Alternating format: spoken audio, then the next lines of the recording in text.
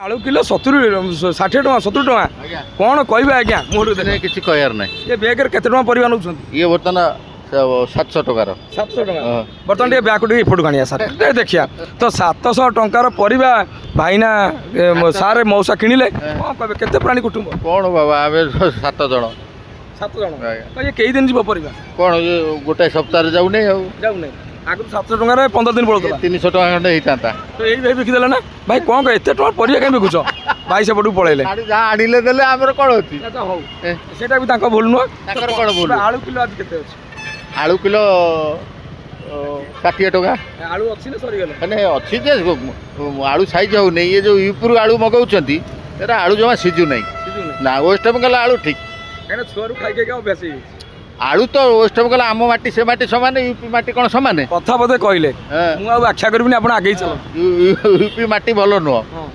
तेणु आमर वेस्ट बंगाल माटी ठीक से आलू आम आलू साथ मिसब आमर हजम हो गला से एगरा सिजु नहीं एगरा सिजु नहीं जमा गुटी गुटी गाय रोच यूपी आलू तो कौन कहबे आपण वेस्ट बंगाल रु आणतु आलू आम आलू चाष हो एठी चाष कोल्ड स्टोर तैयारी करा हो चाष कोल्ड स्टोर केमती हम आलू जति खाऊँ उत्पादन हो नहीं कारण इरिगेशन नहीं आलू हेले तो कोल्ड स्टोर हम कोल्ड स्टोर कहीं है नहीं ओडिशा रे ए बयालीस हजार कहीं आलू तो हो नहीं बयालीस हजार गाड़ी गाड़ी आउला तो चाष इरिगेशन नहीं सब घर होगा आ ये तो सब इंडस्ट्री करदे जगह बिक्री सब सरकार इंडस्ट्री करदे आलू चाष हेले तो गोदाम दरकार ना कोल्ड स्टोर चलो केमती कोल्ड स्टोर भी सेमती रही बर्तमान सरकार तैयारी कले आलू कंजप्शन जी आमर ताठारू कम तैयारी होची ओडिशार आलू बर्तमान कोल्ड स्टोर कौन दरकार कोल्ड स्टोर इरिगेशन करंतु चाषी मानक सुविधा ऋण जोगे दिंतु चाष करेंगे आलू जमी होता आगे सेमती हो इंडस्ट्री कतिक आग चाष इंडस्ट्री करंतु से जो अलग इंडस्ट्री आमर दरकार नहीं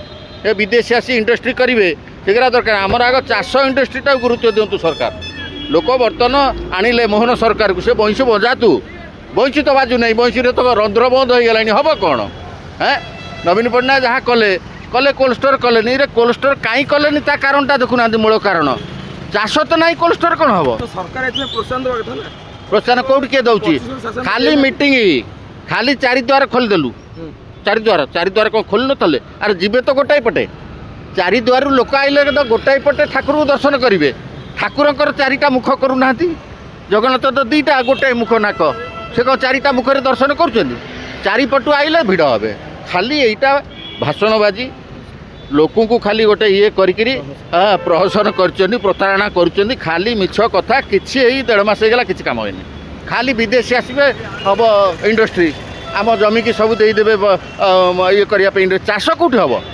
कोल्ड स्टोर प्रति ब्लॉक हम स्वागत जोग पदक्षेप कोल्ड स्टोर रही छेली मेढ़ा हैं अरे परिवार रही वेस्ट बंगाल तुम एत अभिमान करुदी सी अभिमान कला तुम कौन अभिमान कर तुम मान सम्मान छाड़ी जाए आंटौन आलू आसो कौन पे आसुने हैं आ यूपी आलू पंजाब आलू आनब अरे पंजाब आलू सी हम नहीं से रुटी तड़का खाइला लोक ताकर कौटी से आलू चाष हो गहम चाष हो तुम कौच आण आलू यूपी कौटे आलू हो माटी गुराक धूली उड़ू यूपी हाँ आमर मटीटा है वेस्ट बंगाल माटी आम ओडिशा माटी सामान सामान आलू आमर खाया अभ्यास हो गला यूपी आलूटा टोटाल टाण रोचे मु विभिन्न भोजी पचारूँ सब टाण रोचा नुह हाँ तेणुक बर्तमान आमर वेस्ट बंगाल आलू आसू परिबा जो रेट सब हो जाऊँ सरकार सब्सिडी दिंतु सरकार सब्सिडी दौना सब्सिडी देवे आदानी अंबानी की सब्सिडी देवे आम चाषी की दौना सब्सिडी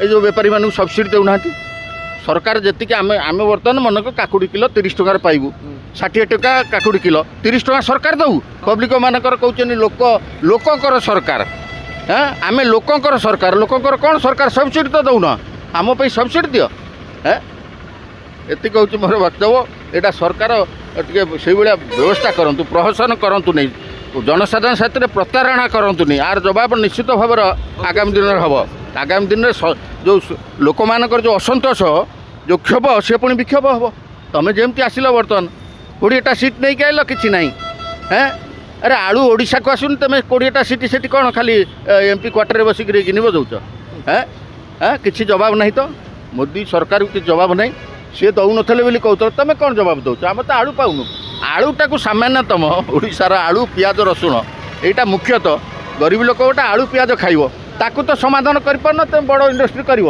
ନା କ'ଣ ଭାଇ? ମୋହନ ସରକାର ହେଲେ ଭାଷଣବାଜି, ଖାଲି ମିଛ କଥା, ଏବଂ ସିଏ ସବୁବେଳେ କେନ୍ଦ୍ର ସାଥିରେ ନିର୍ଭର। ଏଠି ନବୀନ ପଟ୍ଟନାୟକ ନିଜେ ଯାହା ଇଚ୍ଛା କରୁଥିଲା, ଯାହା ଉଚିତ ମନେ କରୁଥିଲା କରି ଚାଲିଥିଲା। ସାରା ଓଡ଼ିଶାରେ ନବୀନ ପଟ୍ଟନାୟକ ଯାହା କରିଛନ୍ତି, ଇଏ ଖାଲି ନାମ ପରିବର୍ତ୍ତନ, ଖାଲି ସାଙ୍ଗିଆ ପରିବର୍ତ୍ତନ, କାମ କିଛି ଯୋଜନା ନାହିଁ, କିଛି ଯୋଜନା ନାହିଁ। ଏତିକି ତଫାତ ଆମେ ଦେଖୁଛୁ। ଯାହା କହିଥିଲେ ତା କରୁନାହାନ୍ତି। ଭାବିବା, କହିବା, କରିବା ତିନିଟାକ ସମାନ ହେଲେ ହେବ। ଆଙ୍କର ତାରତମ୍ୟ ରହୁଛି। 50 ଦିନ ଟପିଗଲାଣି, 150 ଦିନ ଟପିଲାଣି, 100 ଦିନ ଟପିଲା, ପୁଣି 100କୁ କ୍ରସ୍ କଲାଣି। 100 ଦିନରେ କରିଛନ୍ତି କ'ଣ ମୋହନ ସରକାର? ଖାଲି ଭାଷଣ ସବୁଠି ଦେଉଛନ୍ତି, ଯେଉଁଠି ମନେ ସେଠି। ଖାଲି ଆମେ ଚାରିଦ୍ୱାର ଖୋଲିଦେଲୁ। ଚାରିଦ୍ୱାର ଏଇରେ ପେଟ ତ ପଡ଼ୁଛି, ଜଗନ୍ନାଥକୁ କ'ଣ ଦର୍ଶନ କରିବାକୁ ଯିବା? ପେଟ ତ ପଡ଼ିଯାଉଛି। ଆଗ ପେଟଟାକୁ ଦେଖ। ମାସକ ଭିତରେ ଏଇ ସବୁ ପରିବାର ଏଇଟା ବର୍ତ୍ତମାନ 700 ଟଙ୍କା ନେଲା, 700 ଟଙ୍କା ନେଲା। ଏଇଟା 200 ଟଙ୍କାରେ ଏଇ ଲୋକାଲ ବଜାରରୁ ଆମେ ନେଉଥିଲୁ। ବର୍ତ୍ତମାନ ବର୍ଷା ଦିନେ ପରିବା 200 ଟଙ୍କାରେ ଆମେ 7 ପ୍ରାଣୀ ଚଳିବୁ। ବର୍ତ୍ତମାନ 700 ଟଙ୍କା। କେମିତି ଚଳିବ ସରକାର? ଆମ ପରିବାର କେମିତି ଚଳିବ? ତେଣୁ ପରିବାରର ଯେଉଁ ଅସନ୍ତୋଷ, ଗୋଟେ ବ୍ୟକ୍ତିର ଅସନ୍ତୋଷ, ସେଇଟା ପରିବାରରେ ପଡ଼ିବ। ପରିବାରର ସାହିରେ ବସ୍ତିରେ ଏମିତି ପଡ଼ିକି ତୁମେ ଯେଉଁ ଡିଣ୍ଡୁମ ଫୁଟୁଛ, ଆମେ ପୁରା ଜିତିଗଲୁ। ତୁମେ ବୁମେରାଙ୍ଗ କରିକି ଜିତିଛ, ମିଛ କଥା କହିକି ଜିତିଛ। ପୂର୍ବତନ ସରକାର 24 ବର୍ଷରେ ଗୋଟେ କୋଲ୍ଡ ଷ୍ଟୋର୍ କରିପାରିନଥିଲା। କାହିଁକି କରିନଥିଲା? ତା'ର ମୂଳ କାରଣକୁ ଦେଖୁନ। ଇରିଗେସନ୍ କର, ଚାଷୀକି ସୁବିଧା ଦିଅ। ତୁମେ ବଡ଼ ବଡ଼ ଇଣ୍ଡଷ୍ଟ୍ରିଆଲିଟି କାହିଁ ସୁବିଧା ଦେବ? ତାକୁ କାହିଁ ସୁବିଧା ଦେବ? ନବୀନ ପଟ୍ଟନାୟକ ତ ବିଶ୍ୱରେ 1 ନମ୍ବର ମୁଖ୍ୟମନ୍ତ୍ରୀ। ମୋଦି କହିଛନ୍ତି, ଆଉ ଆମେ କ'ଣ କହିବୁ? ଏବେ ତ ଅମିତ ଶାହା ପାର୍ଲାମେଣ୍ଟରେ ପ୍ରଶଂସା କରି ନବୀନ ପଟ୍ଟନାୟକକୁ ହେଲା। ଏ ଯେଉଁ ବିପର୍ଯ୍ୟୟ ହେଲା କେରଳରେ, ନବୀନ ପଟ୍ଟନାୟକ ହେଉଛି ଏଥିପାଇଁ 1 ନମ୍ବର। ଆଉ ନମ୍ବର 1 ତ ନିଜେ ମୋଦି କହୁଛନ୍ତି, ଅମିତ ଶାହା କହୁଛନ୍ତି। ଏଠି ମୋହନ ଇଏ ଯେଉଁ ବିଜେପି ବାଲା କ'ଣ କହିବେ? ସେ ତ ତାଙ୍କ କେନ୍ଦ୍ର ସରକାର କହୁଛି। ହଁ, ଏ ଓଲଟିଯିବ। ଲୋକ ଯେଉଁ ମାସକରେ ଅସନ୍ତୋଷ ଯେତିକି ହେଲା ଓଲଟିଯିବ। ଏଇଟା ମିଛ କଥା କହିଥିଲେ।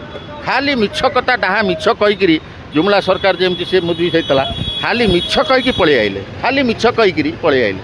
ତା ଭିତରେ ତ ବହୁତ ବିଭ୍ରାନ୍ତି ହେଇଛି। ଡିବେଟ୍ ଚାଲିଛି। ଗଣା ହେଇଗଲାଣି। ଯିଏ ଆଗେଇ ଗଲା ତାକୁ ଡିକ୍ଲାର କରିଦେଲା, ଆଉ ଗଣା ନାହିଁ। 500 ଗଣା ହେଇନି। ସେଠି ହୁଏତ ସେ ଜିତିଥାନ୍ତେ, ତ ଗଣିଲେ ନା କାହିଁକି? ବର୍ତ୍ତମାନ ଡିବେଟ୍ ଚାଲିଛି, ସବୁ ଟିଭିରେ ଡିବେଟ୍ ଚାଲିଛି। ବର୍ତ୍ତମାନ 18ଟା ସିଟ୍, ଆମର 20ଟାରୁ 18ଟା ସିଟ୍ରେ କେମିତି ହେଇଛି ସନ୍ଦେହ ହେଉଛି। ଏଇଟା ହେଉଛି ଡିବେଟ୍ ଚାଲିଛି, ଡେଲି ଡିବେଟ୍ ହେଉଛି ସବୁ ଟିଭିରେ। ଦରଦାମ ବୁଝି କ'ଣ କହିବା? ନୂଆ ସରକାରଟା ଆସିଛି, ଦେଖିବା ବର୍ଷେ ଯାଉ ଜଣା ପଡ଼ିବ ସିଷ୍ଟମ୍ କ'ଣ। ବର୍ଷେ ପର୍ଯ୍ୟନ୍ତ ତମର ଖୋଳ ହେଇଯାଇଥିବ। କ'ଣ କରିବା? ଆମେ ତ ନୂଆ ସରକାର ଦେଇ ଗୋଟେ ଗଠନ ହେଇଛି, ବର୍ଷେ ପର୍ଯ୍ୟନ୍ତ ୱେଟ୍ କରିବାକୁ ପଡ଼ିବ ଯାହା ହେଲେ ବି। ତଥାପି ଯାଇଥିଲେ ଧନିଆପତ୍ର କିଣିବାକୁ ଗୋଟେ ବିଡ଼ା। ସେ ମୁଁ ଯେମିତି ବିଡ଼ା ମାଗିଦେଇ ସେ ହସିଲା, ମାନେ ଆଶ୍ଚର୍ଯ୍ୟ ଅନେଇଲା। କହିଲେ ଭାଇ ବିଡ଼ା ନେବ? ମୁଁ କହିଲି କ'ଣ ଲାଗି? ସତରେ ବିଡ଼ା ନେବ? ତାପରେ 30 ଟଙ୍କା ନେଇଗଲି। ବିଡ଼ା ବି ହେଲାନି, ଟିକେ ନାଗୁରୁ ମାନେ 10 ଟା ଖଣ୍ଡେ ପତ୍ର ହେଲା, ମାନେ ବିଡ଼ା। ଦେଖିବା ତାପରେ ଯାହା ରେଟ୍ ହେବ ଜଣା ପଡ଼ୁଛି। ଆଉ କ'ଣ ଲାଗୁଛି ଯଦି ବର୍ତ୍ତମାନ ସିଚୁଏସନକୁ ଦେଖିବା, ନବୀନ ସରକାର ଆଉ ମୋହନ ସରକାର ଭିତରେ କ'ଣ ଫରକ ଦେଖୁଛନ୍ତି? ଆମେ ଯିବାନି ଏକ୍ସପିରିଏନ୍ସକୁ, ଆମେ ଯିବା ସରକାର। ନାଇଁ, ଫରକ ତ ଏବେ କିଛି ଜଣା ପଡ଼ିବନି, କାରଣ ଏବେ 3 ମାସ 4 ମାସ ହେଇଛି। କ'ଣ ଫରକ ଜଣା ପଡ଼ିବ? ଆଉ 3-4 ମାସ ପରେ ହିଁ ଜଣା ପଡ଼ିଯିବ ଫରକଟା କ'ଣ।